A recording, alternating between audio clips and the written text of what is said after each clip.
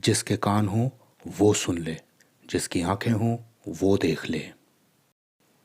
आज की ये गवाही एक ऐसे फिरके से आती है जिन्हें ये गलतफहमी है कि वो खुदा को जानते हैं। ये फिरका अपने मजहब में इतना ज़्यादा डूबा है कि इसे एक तरह की तसल्ली है, और इस तसल्ली के जिम्मेदार हैं कुछ लफ्ज़ जो कि एक किताब में लिखे हैं। लेकिन तब क्या होता है जब इंसान की मुलाकात जिंदा खुदा से हो जाती है? आइए इस मुसलमान बहन की गवाही को हम सुनते हैं।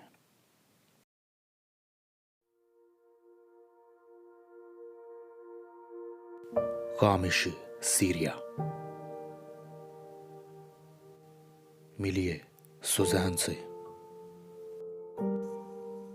मैं कुछ समझाना चाहती हूँ इससे पहले कि आप मुझसे ये पूछें कि खुदावंद ने मुझे कैसे बदला। मैं ईमानदारी से बताना चाहती हूँ। वैसे मेरे पास एक बहुत ही स्ट्रॉन्ग गवाही है।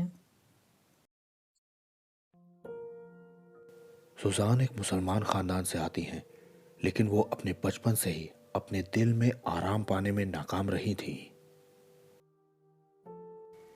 मैं एक तरीके से लड़ रही थी नफ़रत के जज्बातों से। मुझे किसी से मोहब्बत नहीं थी, यहाँ तक कि अपने माँ बाप से भी नहीं। वो मुझसे कुछ भी कहते थे और मैं बस उनसे बहस कर लिया करती थी। मुझे लोगों से नफ़रत थी, फिर चाहे मैं उन्हें जानती हूँ या ना जानती हूँ। मेरे भाई ने बताया था मुझे खुदावंद के बारे में कि कैसे वो मेरे लिए आया, मुझे बचाने के लिए। मुझे याद है मेरे सामने एक आयत पढ़ी गई थी जिसमें ऐसा कहा गया है कि यह बोझ से दबे हुए लोगों मेरे पास आओ और मैं तुम्हें आराम दूंगा। मुझे ऐसा महसूस हुआ जैसे इस आयत ने मेरे दिल की गहराइयों को छू लिया हो, और मैंने कहा यही मेरा खुदा है, यही मेरा बचाने वाला है। यीशु के अलावा नजात और कहीं है ही नहीं। ये पहली बार बिल्कुल एक जंग की तरीके से था, जैसे पाक रूह हमें रुला रहे हो कि हम इस बात का यकीन करें।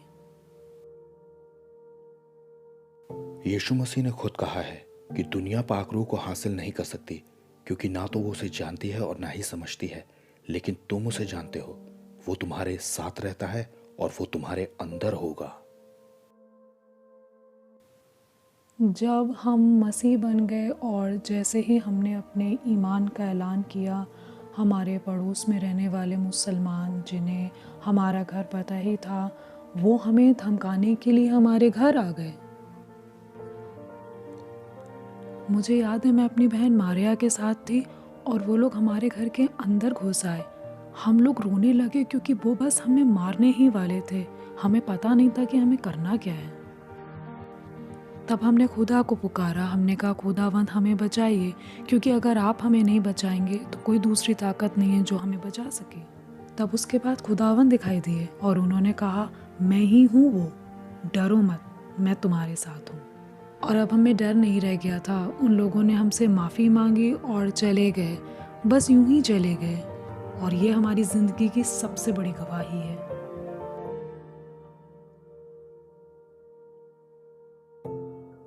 पास्टर जॉर्ज ने सुजैन और उसके ख़ानदान की मदद की, महफूज रखने में भी और हिफाजत करने में भी। उन्होंने शागिर्द बनाने और मौजूद रहने में कसर नहीं छोड़ी।